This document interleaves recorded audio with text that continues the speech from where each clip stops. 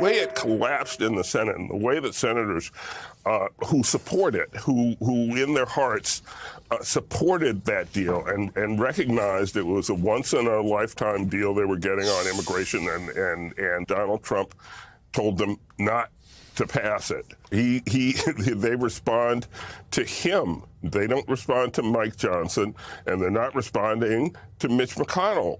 They abandoned what they knew to be right, and so heaven help us all. How does Congress get anything done with Donald Trump calling the shots?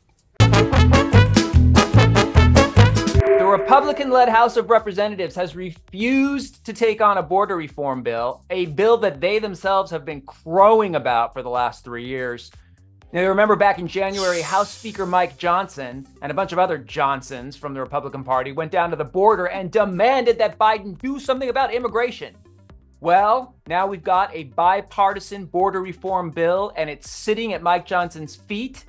And it has the support of Republicans in the Senate, $118 billion in this bill. And if it were to become law, it would mark the most significant changes in U.S. immigration and border security in decades. And Mike Johnson says, I think that they have played so significantly into Democrat hands at this moment that if we don't take advantage of it, then we ought to lose.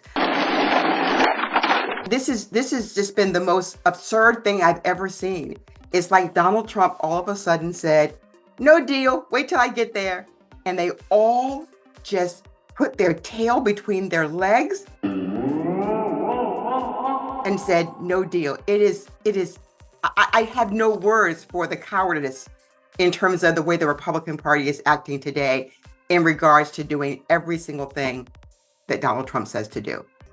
The elected Republicans are so spineless. I'm beginning to wonder if Trump isn't blackmailing them all. I mean, isn't there a point where a man or a woman who's serving the country says to themselves, I'm gonna just say no?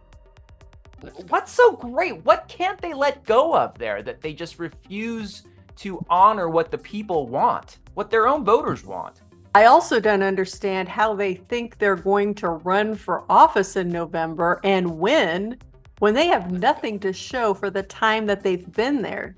What are they going to run on? Hunter Biden. I think we have more of their words, because there is one of the congressmen, I think he's from Texas, Chip Roy, and he says, And no, we're not going to just pass the buck and say that, oh, any president can walk in and secure the border. I saw former President Trump make that allegation earlier today on one of his social media posts. All the president has to do is declare the border is closed, and it's closed. Well, with all due respect, that didn't happen in 2017, 18, 19, and 20. What is so great about being in Congress if you're just going to be Trump's little bitch? power is an awesome drug. Most people aren't paying any attention. And there are many Republicans who vote Republican just because. There is a very small group who is controlling, who actually gets a chance to get out of the primary. And that are those Trump-based voters. So if I do nothing, as long as I support Trump, then when I run, I will make it through the primary. Even if, nothing gets done, I'll make it through. So even though we know at the end of the day, we're gonna lose the pie, I'm gonna get my piece of the pie by standing with Trump, and I'll get through my primary. So everybody else may lose. We may lose the House, the Senate, the presidency, but I will still keep my seat and keep my $180,000 a year. I just think they could make that in the private sector. I maybe not. Yeah, here's what I think is really important that I think people might miss. With a Trump presidency, he doesn't need any of them. He doesn't need the Senate, he doesn't need the Congress, and he doesn't need the Supreme Court. And for any of those who have voted against him, it doesn't matter what you do after. You are still in his book as someone who has not been loyal to him. So to me, most of these people need to figure out, how do I get all my people to vote Democratic? Because we need to make sure that we preserve ourselves. And the only way we do that is for Trump not to win in 2024.